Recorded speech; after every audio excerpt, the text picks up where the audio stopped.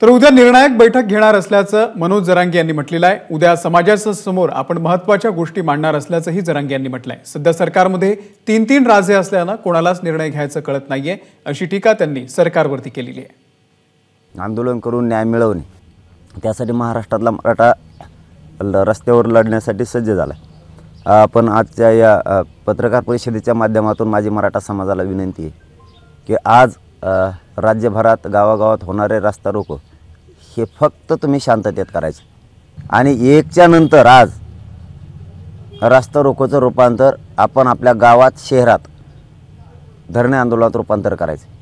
उद्यापासून रस्ता रोको होणार नाहीत, कारण उद्याच्याला आपली दुपारी 12 वाजता ते 1च्या दरम्यान 25 तारखेला उद्या आपली बैठक होणार आहे पुन्हा। शक्यतो तुम्ही सगळेच या, कारण उद्या मला महत्त्वाचं बोलायचं आणि शेवटचीच बैठक निर्णायक बैठक घ्यायची आता उद्याची। पूर्वी उपोषण केलं तर राजाला दया यायची।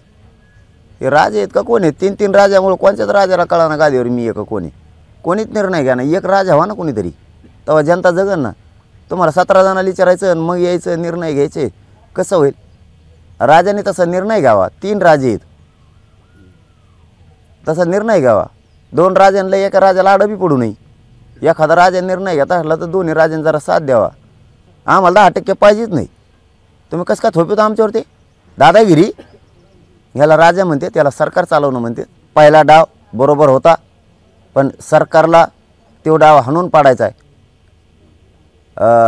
रडीचा डाव खेळून म्हणायचं रडून पडून, म्हणून आपण आपला डाव बदलेला आहे फक्त। हे मला हरायचं बघते मी, आता यांना हरतच नाही, आता तर हरतच नाही।